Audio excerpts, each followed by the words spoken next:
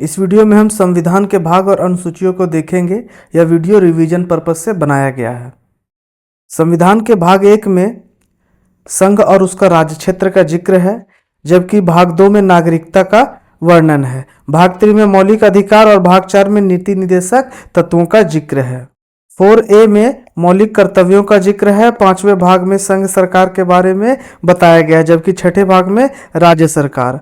ठीक है, 7वें भाग को निश्चित कर दिया गया है और 8वें भाग में केंद्र शासित प्रदेश को बताया गया है। याद रखेंगे, 5वां में है संघ, 6ठे में है राज्य और 8वें में है केंद्र शासित प्रदेश। 9वां में पंचायत है, 9वें में पंचायत है और 9वां का 9A में नगर पालिका है, जबकि 9B में सहकारी समितियां हैं। भाग 10 में अनुसूचित जाति एवं जनजाति क्षेत्र से संबंधित है। भाग 11 में संघ और उसके राज्य क्षेत्रों के बीच जो है संबंधों की बात की गई, जबकि 12 में वित्त, संपत्ति, अनुबंध और मुकदमों की बात की गई है।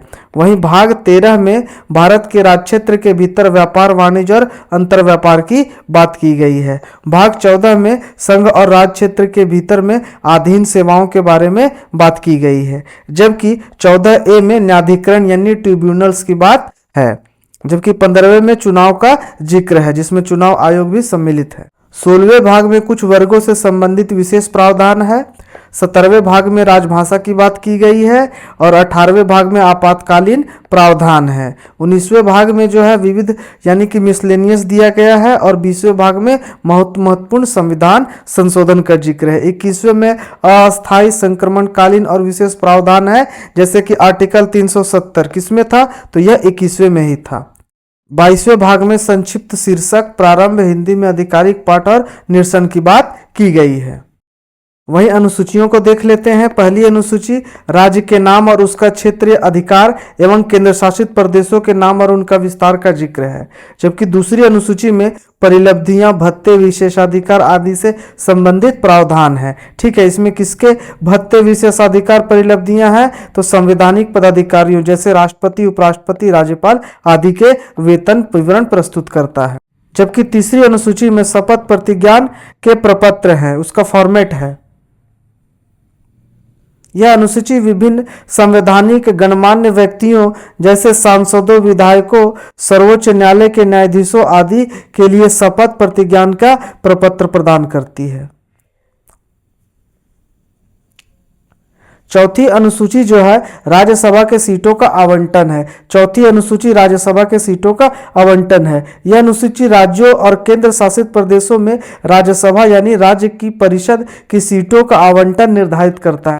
अनुसूची 4 किससे संबंधित है? अनुसूची 4 राज्यसभा सीटों का आवंटन से संबंधित है, जबकि 5 अनुसूचित क्षेत्र और अनुसूचित जनजातियों के प्रशासन के नियंत्रण के संबंध में प्रावधान है। जबकि 6ठी अनुसूची में 4 राज्य असम, मेघालय, त्रिपुरा और मिजोरम, अमे त्रिमी, फॉर्मूला क्या है? अमे त्रिमी, असम, मेघालय, त्रिपुरा और मिजोरम। असम, मेघालय, त्रिपुरा, मिजोरम राज्यों में जनजातीय क्षेत्रों के प्रशासन से संबंधित विशेष प्रावधान अनुसूची 6ठे में है, जबकि 5वें में संपूर्ण जिस भी क्षेत्र में जनजाति, अनुसूचित जनजाति क्षेत्र है उनसे संबंधित प्रावधान है।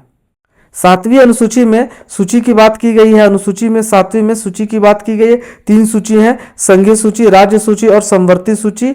तो संघीय सूची, राज्य सूची और समवर्ती सूची के अनुसार संघ और राज्यों के बीच शक्तियों का विभाजन है। 7वीं अनुसूची में वर्तमान में संघ सूची में 100 विषय मूल रूप से 97 थे, राज्यों में 61 विषय मूल रूप से 66 थे और समवर्ती सूची में 52 विषय शामिल हैं, जबकि समवर्ती सूची में मूल रूप से 47 थे। एक बार दोहरा देता हूं, संघ सूची में 100 विषय, राज्य सूची में 61 विषय और समवर्ती सूची में 52 विषय शामिल हैं, जबकि मूल संविधान में संघ सूची में 97 विषय थे, राज्य सूची में 66 थे और समवर्ती सूची में 47 थे। 8वीं अनुसूची में संविधान द्वारा मान्यता प्राप्त भाषाओं का जिक्र है। मूल रूप से 14 भाषाएं थी, लेकिन वर्तमान में 22 भाषाएं हैं, जैसे असमिया, बोडो, बोडो, गुजराती, हिंदी इत्यादि। अनुसूची 9वें अनुसूची में संविधान द्वारा मान्यता प्राप्त भाषाओं की बात की गई है। मूल रूप से इनमें 14 भाषाएं थी। 9वीं अनुसूची में यह अधिनियम राज्य विधानसभाओं के उन अधिनियमों और विनियमों से संबंधित है जो भूमि सुधार और जमींदारी प्रथा के उन्मूलन से जुड़े हैं, जबकि संसद अन्य मामलों से संबंधित है। यह अनुसूची 1951 के प्रथम संविधान संशोधन द्वारा जोड़ा गया था। मूल रूप से कितना अनुसूची था संविधान में? 8। उसके बाद जोड़ने के बाद यह कितनी हो गई? 12 हो गई। ठीक है, तो पहला कब जुड़ा था? तो 1951 में जुड़ा था। ठीक है, यह अनुसूची 1951 के प्रथम संशोधन अधिनियम द्वारा जोड़ी गई थी, जो उन कानूनों को संरक्षण प्रदान करती थी जिन्हें मौलिक अधिकारों के उल्लंघन के आधार पर चुनौती नहीं दी जा सकती थी। 10वीं अनुसूची में दल बदल आधार पर संसद और राज्य विधान मंडलों के सदस्यों की अयोग्यता से संबंधित प्रावधान है। यह अनुसूची 1985 के 52वें संविधान संशोधन अधिनियम द्वारा जोड़ी गई, जो दल बदल विरोधी कानून के रूप में भी जाना जाता है। वहीं 11वीं सूची जो है पंचायतों की शक्तियों, प्राधिकार, दायित्वों के विषय में विवरण देता है। देखिए किससे संबंधित है? 11वीं तो पंचायतों से संबंधित है। यह अनुसूची 1992 के 73वें संशोधन अधिनियम द्वारा जोड़ी गई थी, जबकि अनुसूची जो 12वीं है, तो 11वीं जब पंचायत से है तो 12वीं नगर पालिका से है। नगर पालिका की शक्तियों, प्राधिकार, उत्तरदायित्व के विषय में विवरण से संबंधित है। यह अनुसूची 1992 के 74वें संशोधन अधिनियम द्वारा जोड़ी गई थी। इस वीडियो को 2-4 बार देख लीजिए, चीजें कंठस्थ हो जाएंगी। Thank you.